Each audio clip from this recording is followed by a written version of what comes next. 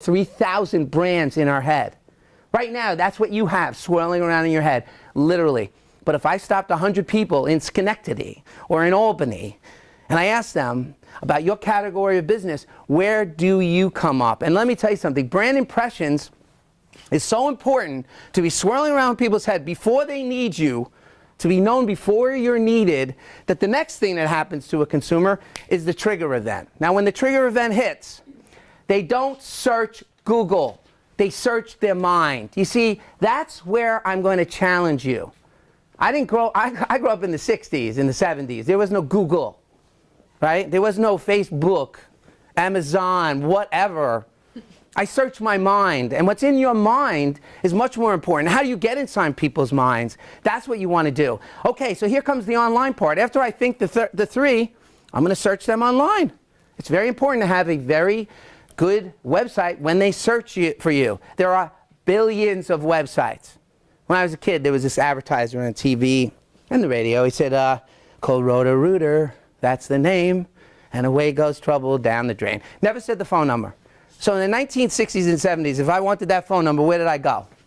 To the yellow pages. So there's a symbiotic relationship in the 1970s between the advertising and the yellow pages. That's where the internet has come in. There's a symbiotic relationship. People will go to the web to look for specific brands. They don't surf the web anymore. We don't even barely search. We bookmark and we look for those brands. And if you're not one of the top 3 brands, you're going to miss out. Then they're going to locate a store, if you have a store, and then they're going to look at a phone number. They may call contact a visit, and then bam, but guess what? They make their decision. I've seen well over 1,000 businesses, and I would say at least 75 to 85% of them is lacking in the very important part of this, which is the brand. And the only marketing that brands, the only marketing brands is television. So as I said earlier, I grew up in Queens, New York, and that's me when I was 9 years old.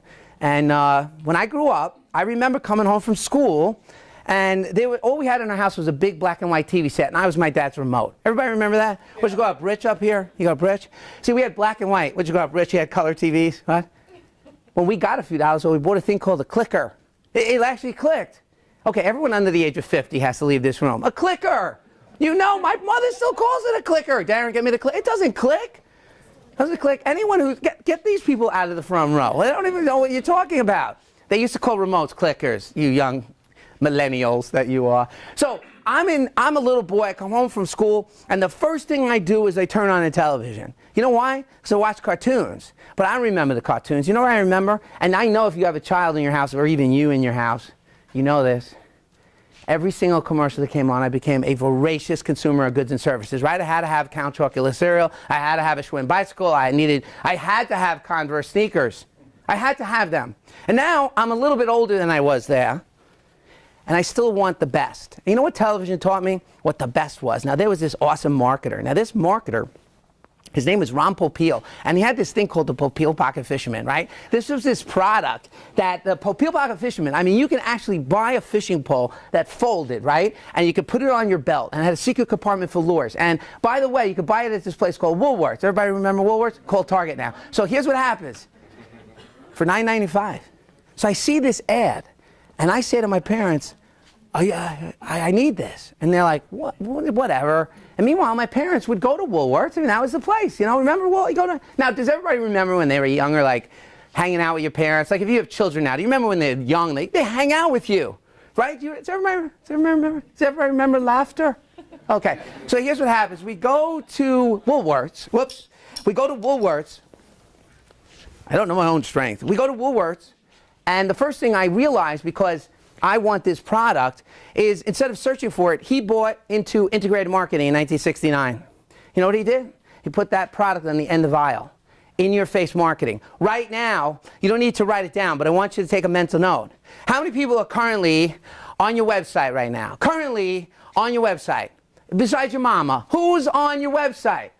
In fact, if you would tell me how many people are actually looking at your website in a month, I'll still tell you right now on any one of my television stations, right now at 12:30 in the afternoon, I got more people than will come to your website in the next 6 months watching on television. This morning at 4:30 in the morning on our news, I had more people looking at our news than came to your website ever at 4:30 in the morning. So what I'm going to do is I'm going to continue to challenge you that this guy's marketing was so pervasive that, did everyone hear where I grew up? I grew up in Queens, New York. There are no ponds in Queens, New York. There are like rats in the sewers. But I had to have this. And I'm telling you, that's a picture of the actual thing that I bought because I never opened it. I swear, there it is. My mom was like, what is this? I'm like, I need that for my presentation. So here it is. The issue that I found wasn't that the product was so good. It wasn't that Woolworths was so close. It was the way it was marketed. And what happened when my parents saw it on the end of the aisle, they didn't see the ad. They didn't watch cartoons with me. They were at work. But the thing is, they looked at the thing that said $9.95, because that's what we do as consumers, right? But the thing that got them was a nice little sign that was next to that product. And that sign told my parents everything they needed to know. The best products are on TV. The best brands are on TV. The coolest things are on TV. As seen on TV is the only thing you've ever heard referring to where the marketing is. You've never seen like, as seen in the internet. Hey, what? As seen in the yellow pages, high five. Yeah, no, it's not happening. We are able to be telling you right now that the only marketing that brands is television. Television gives you instant credibility. The next president, man or woman of the United States, will be elected based on their perception on that device called a TV. The last 10 presidents of the United States, starting with that handsome boy, John F. Kennedy, who was more handsome than the ugly dude, Dick Nixon, he got elected because he was handsome. I have no idea what's going on now. I don't want to tell you what's going on now, and I'm non-political, but the reason why that person gets elected is because people think they know him or her. You don't know Hillary. You don't know Donald Duck or whatever his name is.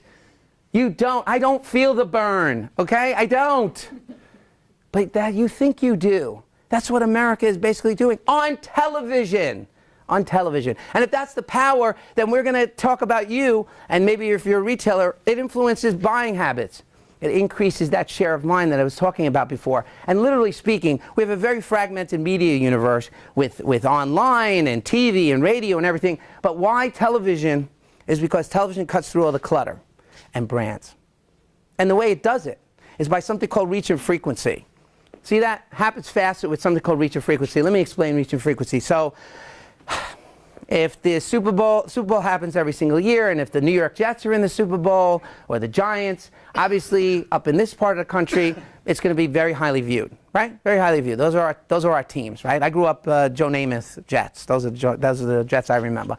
But you would be able to reach a ton of people with that. But that's not an effective campaign. Campaigns are reach and frequency. That's why you see Geico all the time. That's why you see certain advertisers are on all the time, right? Not because they think you're going to buy something all the time. It's because they want to make sure they're in front of you when you make your decision, right? When the trigger event occurs. So, you know, I come to Albany. I've been coming back and forth to Albany for several years since we purchased the television stations here. And, you know, it's a nice town. And except for the fact that, you know, it's kind of cold in the winter, although this winter was pretty mild, and very hot in the summer, right? It just gets this hot, kind of muggy feeling, right? So I'm going to make believe that I'm moving to Albany in the summer, so just bear with me. Suspend disbelief. Make believe you're watching the Marvel Avengers movie or something. So I'm moving here. I'm bringing my family. I'm bringing my kids, my dogs, my cars, got all that stuff. So I buy a nice house, put some solar panels on it. We got some solar panel people here. That's why I did that. You know, get some new insurance. He's loving me. Look at him. Look at him. He's staring at me. Stop it. So what ends up happening, though, is I buy this house, and it's a fixer-upper. And I start tinkering around, and I look inside, you know, under the staircase or something. I see, like, rotting wood, and I kind of poke it, and a bug comes flying out. And the first thing I think is we have termites, because that's what I think. So I say to my wife, I yell up to her, and I say, can you please call Terminex? Anybody in here heard of Terminex? You've heard of it? Right, do you have a lot of termites or something, all of you? Now, you know what that is, right? They don't sell beer or anything. They're Terminex, right? So I want her to call Terminex, but I also want her to call another one. I asked her to call Orkin. You've heard of Orkin?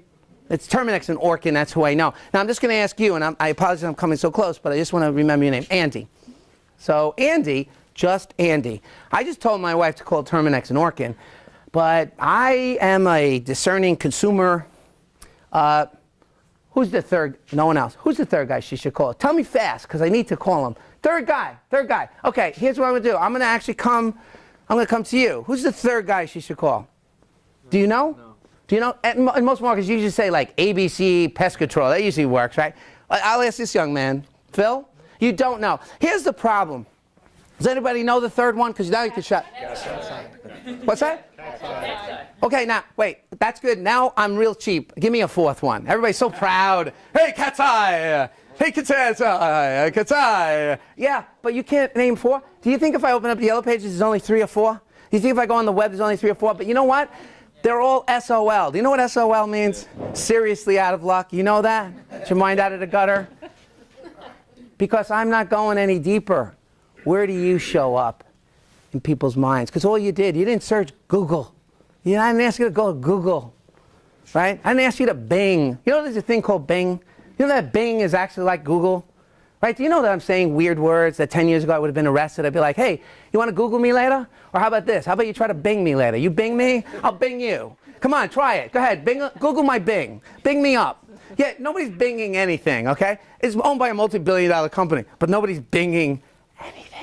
So stop with this worrying about, and by the way, I'm not taking away anything from the Google search. In fact, that's part of the reason why I think digital is a very important part of your integrated marketing plan. But what I want you to do is understand that every time a business like Terminix or Orkin puts an ad out there, they're not creating the need for you to have cockroaches. They're not dropping, mice in your house and hoping you call them. But what they're doing is they're making sure they're the first or 2 or 3. And they always spring up sometime around that season, right? I mean, if anyone live in a house and for many years, you've had a field mouse or two in your house, so then it freaks you out. So you're thinking, I got to call the best, right? So when I was a little boy, the only beer my dad let me drink was, is everybody listening to me? When I was a little boy, the only beer, right? So he would like say, Darren, get me a beer and get yourself one. But anyway, I love Budweiser, right? I'm a 55-year-old male. United States male. I don't drink anything else. I'm not drinking Fat Tire or Lazy Susan or whatever nonsense. I'm not putting orange slices in my beer. Are you kidding me? I'm Budweiser. But that brand is so pervasive, not because they do anything else. They just do that. But they've been so competitive with Miller Coors over the years that literally, and I don't know if you know this, that you know how they decided to beat Miller Coors? Does everybody know what they did? Yeah, they're the king of beers, but how they beat them was they frickin' bought them. They bought them. So my recommendation today, I've got 2 recommendations. First, take all your competitors and buy them. Just absorb them. Also, I'm doing a seminar later. It's called How to Become a Millionaire. And step 1 is, first get $1 million. Thank you. Okay. That's it. The lesson has been taught. Now, no matter what anybody's telling me, Coca-Cola obviously been challenged by Pepsi all the years. And when I was a little kid, also growing up in New York, there was this guy running around on TV, chubby guy. He said it was time to make the donuts. Remember that time to make the donuts? He was selling Dunkin' Donuts, but it's funny because, I'm not turning you into these companies, but I wanted you to understand, they're currently still in everybody's face. And the way they're doing it is they're modifying how they present themselves. Everybody gets that they have donuts, but they never mention the word donuts. Now you'll notice it when I told you. They always say America runs on Dunkin'. Come into Dunkin', not Dunkin' Donuts, for breakfast. Or America runs on Dunkin'. What are they actually selling now? What's their thing? Yeah, the mocha, kukalaka, whatever. Everybody sells coffee. McDonald's sells coffee. Oh, Subway has an upsell. They sell breakfast, right? So it was $5, right? $5, give it to me. Foot long. He says foot long. Yeah, but what happened was they know that they have that market down, but they've introduced breakfast. There's an upsell. Anybody in here upsell their clients? You could tell me. You upsell your customers, and I don't mean it in a negative way. People come in to do something, and you want to do something else, right? What you've got to do is copy things that these people do. Now, Geico is one of my favorite advertisers, and it's been around for 75 years. It stands for Government Employees Insurance Company. You know that, right? It's an acronym, right? Government Employee Insurance Company. Warren Buffett bought it 17 years ago and decided to take it really to television. And now every one of their competitors, as I mentioned earlier, are on TV. Do people change their insurance every week? Do people change their insurance every month? What are they doing? They must be wasting their money. No, they're not. You see, what you're witnessing, and I'm not saying you need the billions of dollars these companies need. What you need to do is you need to utilize your marketing so that every time someone makes a move, whether they do turn on the TV, whether they do listen to the radio, whether they do go online, you need to be in their face. And all these businesses over the years have modified how they market their business. Now, there's nothing bigger than Walmart. In the late 1970s, Jimmy Carter was president. I don't know if any one of you remember, old enough to remember, but there was such a bad recession that there were gas rationing lines. Like, you literally stood on line for gas. Think about that. I won't stand on line for gas. What I do is I drive 6 or 7 miles to find the thing with 1 cent less, 1 penny. You don't do that, right? You all do that. That's what I'm doing. I wouldn't stand in line. But the recession was so bad that Walmart, the king of beers is Bud, but the king of retailers is Walmart. Walmart decided to cut back in their advertising. Local businesses do that in bad recessions, but Walmart decided to do that in 1978. And you know what happened at the end of that recession? Only lasted 14 months. They lost a 22 market share to a little upstart called Target. But that's not the part of the story I want you to pay attention to. The part of the story I need you to pay attention to, the one that makes the most sense for any business owner, is that Sam Walton, who's the patriarch of the family, right? The Walton family owns Walmart, was asked what happened. And what he said is something that rings true and should ring true to anybody who owns a business or does the marketing. He said, and I'm directly quoting from him, he said, "It's amazing what happens when we stopped inviting people to our stores." Let me say that again. Now, you might not have a store, but he actually said the words, "It was amazing what happened when we stopped inviting people to our stores." Anyone in this room that believes that you're not doing that exact thing when you stop marketing, you're just not telling people about your business. What do you do? You're too busy. Oh, there's too much going on. Stop. The worst thing in the world is to stop. And by the way, the next 3 recessions, and the one we're going through is pretty long, Walmart is more powerful than ever. And they have not pulled back on their marketing. They have a lot of competitors, but they're still the monster. Still the monster. Now, I do these presentations around the country. A lot of times they ask people what their opinion was. Did you like it? What did you think? A lot of people like to say, "Hey, Darren, it sounds like you like to talk a lot about yourself." But I'm actually doing that for a real reason. I'm trying to tell you, paint a picture of who I am. You don't really know who I am, but now you know a little bit. You heard where I grew up, kind of know how old I am. I have a bunch of kids and dogs, and I'm painting a picture. Now, if you painted a picture of the exact customer, the perfect person that you're trying to reach with your message, we could find them. Not only could we find them through television, because television is mass media, but we could target them with things like digital media. We could retarget them from your website. We could upgrade your website to a mobile version. We could take all those things that you're looking to do, and we could target your consumer. So here I am, told you I was 55 years old, told you I grew up in New York. You have all this information, and I'm going to ask you a point-blank question. When I was 42 years old, which was a while ago, I went through a little midlife crisis early, right? A little early. I'm 42. And I went and I bought myself a motorcycle. What kind of motorcycle did I buy? Not only did I buy a Harley Davidson, I bought a 100th anniversary black Fat Boy. I put Vance & Hines pipes on it, stage 2 kit. I got beach bars. I got a little skull motif. Now, I might not look like a Harley rider because I'm wearing my suit, but on the weekend it's all tank tops, do-rags, fake ponytail. I also have Born to Ride tattoo on this 16-inch arm because I do P90X. Now, I am running out of my breath here because my Spanx are riding up. Stop staring at me. Now, I'm rattling off these brands. Maybe 15, 20 years ago, if I said Spanx, you wouldn't even know what that meant. You don't even have an idea. If I said P90X, you don't even know. Those brands are so pervasive, I don't even have to explain to you. And no, I'm not wearing Spanx. This is all me, baby. What? I woke up like this. But I do own a Harley. But the thing is, nobody says Kawasaki or Suzuki. No one says Hayabusa. Because I explained to you, I'm not 22 years old and I'm on some, fast bike. I told you I bought a motorcycle. And I'm in my 40s. So you thought Harley. That's so pervasive that people actually tattoo that name on their body. Anyone in here have the name of their business on their body? Stop it right there, Owen. Take it easy, buddy. I have mine right here. What's up? Anyway, so what happens is, at times, I'm telling you my perception and what I see and what most businesses need their help with. And I think a little past halfway through this presentation. But at this time, I want to show you something that came from a digital agency in New York, that we paid to have a survey. Now that survey, you got to pay attention to that survey, was to over 3,500 respondents. And the question that was asked wasn't what's the best advertising. It said which type of advertising has the most impact on the buying decision. Okay, all of you who are selling products or services or help or whatever, it was what was the most impact on your buying decision. And the very resounding answer that came back from all of them was 83% of the respondents said Television had the most impact on the buying decision. Not the best marketing, buying decision. I'm still telling you, you're in business. Every one of you are in business because you know a percentage of the people out there over the next 6 to 12 weeks need exactly what you're offering. Maybe even today, but we can't get you on television today. Sooner than better, but not today. But that's why you're in business. So wouldn't you want to be in front of the people before they make their buying decision, before they have their trigger event, so that when the trigger event happens?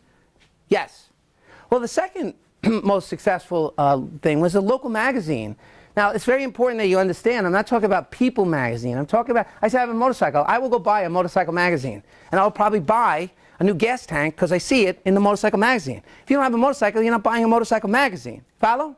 You understand? So that's why magazines show up, and some of you might use periodicals for your industry and buy in that industry because that's the industry that, you know, people will buy from.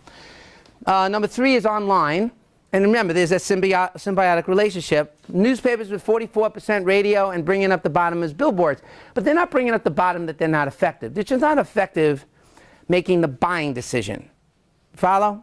I hope you do. Okay, so the other thing was they went a little deeper and they started finding out that local TV is the primary driver throughout the purchase funnel from awareness to purchase. They found out that local TV is the top way Americans learn about new products or services. They also found out that driving new